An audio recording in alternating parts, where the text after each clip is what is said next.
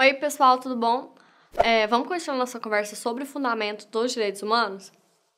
Bom, então, a gente estava falando da construção da ideia de dignidade da pessoa humana com Kant dentro do movimento iluminista.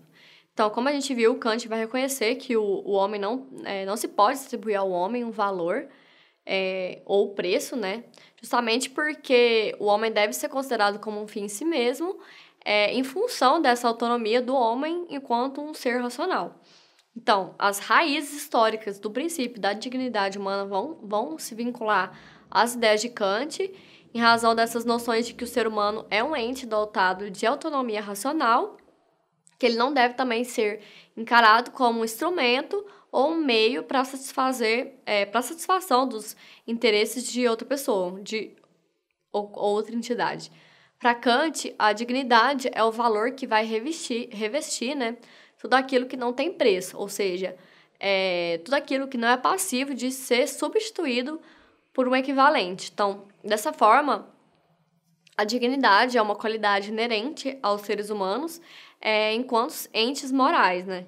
Então, na medida em que eles vão exercer, né, de forma autônoma a sua razão prática, os seres humanos eles vão construir, né, diferentes personalidades humanas e cada uma delas seria absolutamente individual e insubstituível.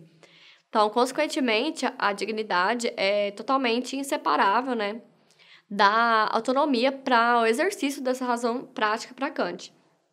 Então, é por esse motivo que apenas os seres humanos se revestiriam de dignidade. Então, o grande legado do pensamento kantiano para a filosofia dos direitos humanos é a igualdade na atribuição da dignidade. Então, na medida em que a liberdade no exercício dessa razão prática é o único requisito para que esse ente se revista de dignidade e que todos os seres humanos gozam dessa autonomia, então tem que a condição humana é o suporte fático necessário e suficiente para a dignidade, que é independentemente de qualquer tipo de algo aparente, qualquer tipo de reconhecimento social.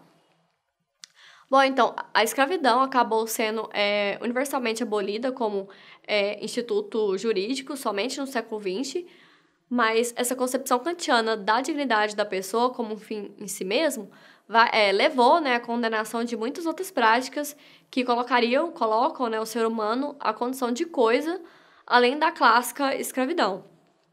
Então, além disso, segundo Kant, se o fim natural de todos os homens é a realização da sua própria felicidade, então não vai bastar agir de modo a não prejudicar ninguém. Então, isso seria apenas uma máxima meramente negativa. Então, tratar a humanidade como um fim em si mesma implica o dever de favorecer, tanto quanto possível, o fim de outra pessoa. Bom, então, os campos de concentração que foram testemunhados pela humanidade no século XX, seja pelo regime nazista ou também pelo governo de Stalin na União Soviética, são exemplos, né, de despersonalização do ser humano. O preso era primeiramente esvaziado, né, de seu ser, da sua personalidade, sendo substituído por um número que era frequentemente gravado, né, no seu corpo.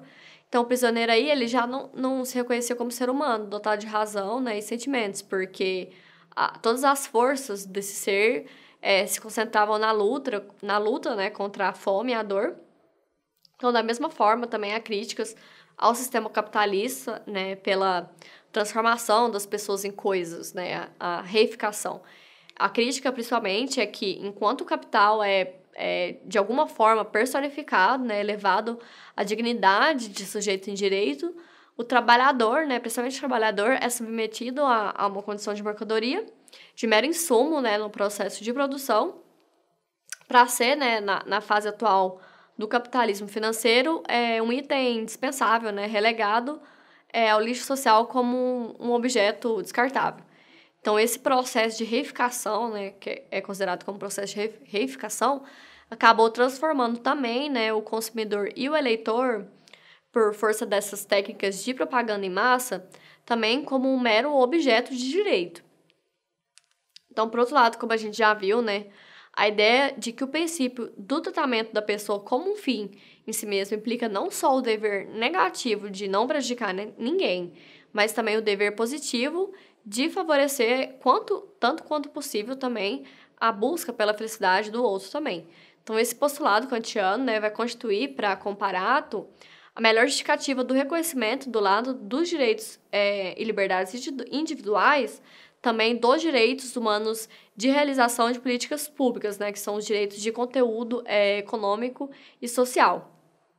Bom, então a dignidade humana, ela vai estar fundada no conjunto, né, de direitos à personalidade da pessoa, a liberdade e a igualdade, e também no conjunto de direitos estabelecidos para a coletividade, ou seja, os direitos sociais, econômicos e culturais.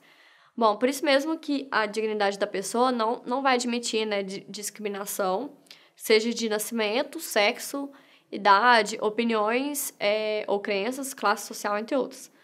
Bom, tudo bem até aqui? Então, Kant vai concluir que o homem é o único ser no mundo dotado de vontade, né, da capacidade de agir livremente e sem ser conduzido por um instituto, né, que não se pode lutar contra. Bom, vamos ficar até aqui, mas a gente vai continuar nosso estudo sobre o fundamento axiológico dos direitos humanos na próxima aula. Até mais, pessoal!